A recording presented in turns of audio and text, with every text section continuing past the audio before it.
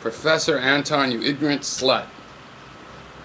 I just thought that would be ironic to start this reply with that. But you really, I think you've revealed a lot about your perspective here, about this idea of YouTube as an irrelevancy machine. I mean, all of your complaints to me are complaints about individuals and how they take their learning, unless, of course, you're forgiving individuals, for example, for not being rigorous in their thinking. They should have a teacher there to make them be. You shouldn't expect that from them. And that's where you miss the point and value of peer-to-peer communication, and especially the role that peer-to-peer communication plays for the more autodidactic learner. Right?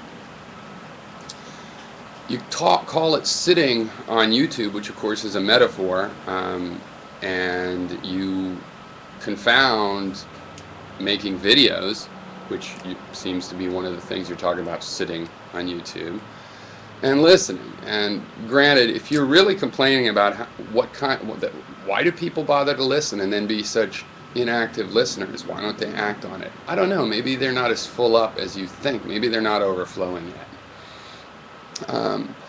But I don't think that you can get away with that metaphor when you are obviously including conversationalists, people that are taking part in responding. And that's another thing. We are asked to respond. It's implicit. I specifically ask a lot, and but we're not. The people aren't obligated to respond. You know, and if I hired you as a teacher, or somebody hired me as their teacher, then yeah, you would have to give me assignments, and I would have to write and do those assignments, and then you would be obligated to go ahead and respond to those responsive assignments.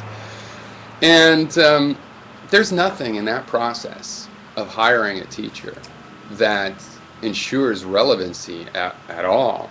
And this is a very important point. One of the things that shows us how much you're missing the point, how much you're not getting the peer-to-peer quality, how much you value this traditional learning motif. You know, that we are struggling for relevancy, you say. And then you talk about that being the number of subs. I am struggling for relevancy of my ideas to the ideas they're related to. It is absolutely not a majority rules with their subscription kind of thing.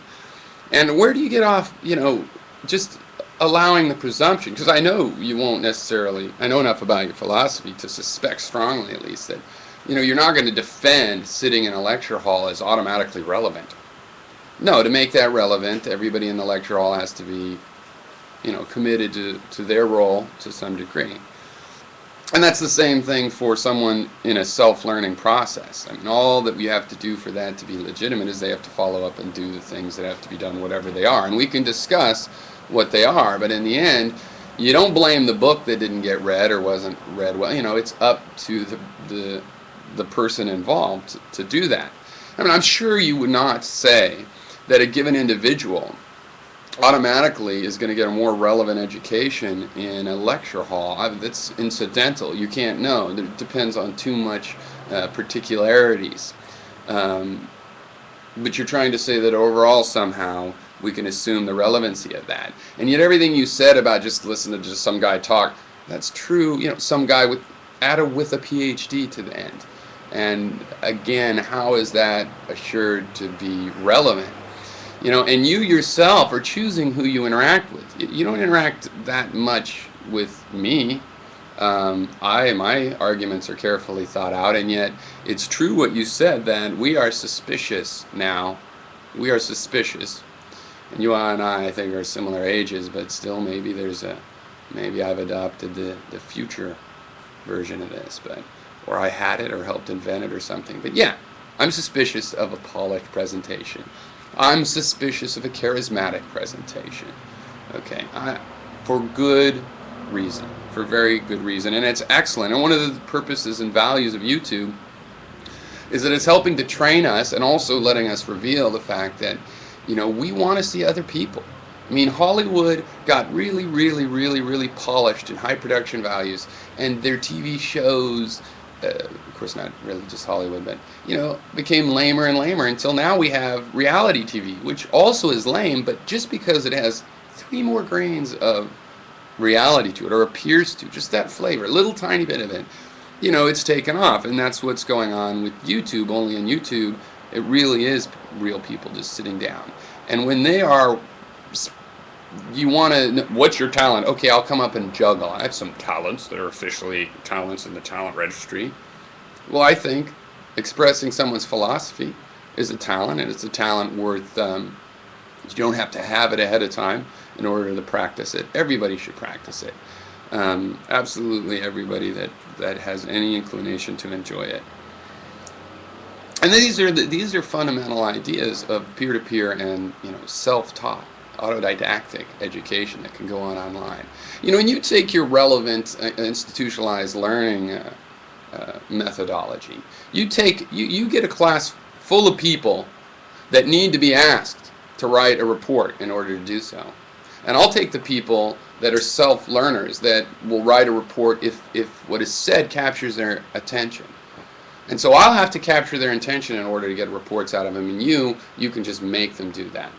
And we'll see who has the more enlightened group at the end. Who do you think? I mean, it's a stacked thing, because coming into it, people that are embracing learning, those are a better group of students to begin with. So you might say, well, the best is to get those people in the institutional learning environment. Yeah, I've been there. It could be great. It can also be bogus, because the arguments you're talking about that seem to assume this relevancy equations and what really counts and what's a real life and whatnot. And I totally support you. If you're talking about people that spend all their time on YouTube, that's anybody that spends all their time in one program or something when they go garden and find other interests as well. Yeah, the net interests have to feed in real life interests for it to be healthy. But again, that's not YouTube's issue, right?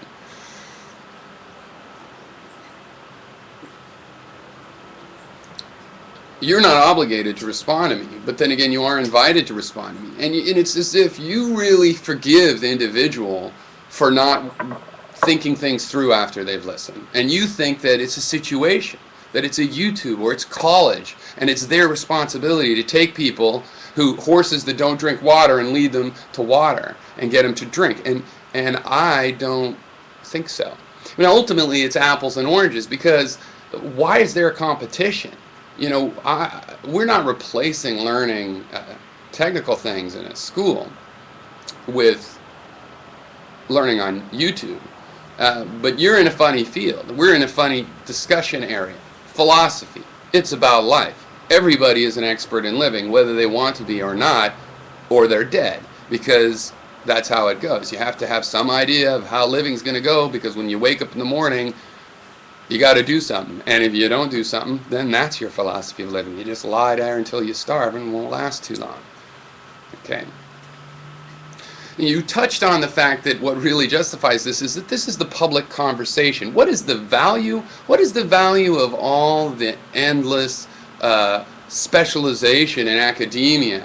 All the conversations that went nowhere, all the hundreds of hours of discussion about phlogiston or the ether that only goes to the whole result is, nope, that's it, we've eliminated all of that talk just to eliminate that.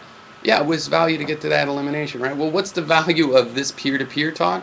It's that there's a public conversation in our culture. And it started in the courts, in the West anyway. It started in these royal courts, where there was cocktail conversations. And it goes on in the cocktail conversations in Washington, D.C., where the opinions are formed that will generate the articles that we read that represent the opinions and what comes to be taken as a standard and status quo thought. The whole manufacture of consent goes on in this public conversation, which is partially social. And as this was opened up to a wider part of society, and you had the advent of newspapers and letters to the editor and self-printed leaflets, and the conversation grew wider still. And now with the internet, the conversation is incredibly wide. Somebody who is mentally disabled, with the mentality of a 13-year-old, can come on YouTube and tell their philosophy and add to the world. And is it irrelevant?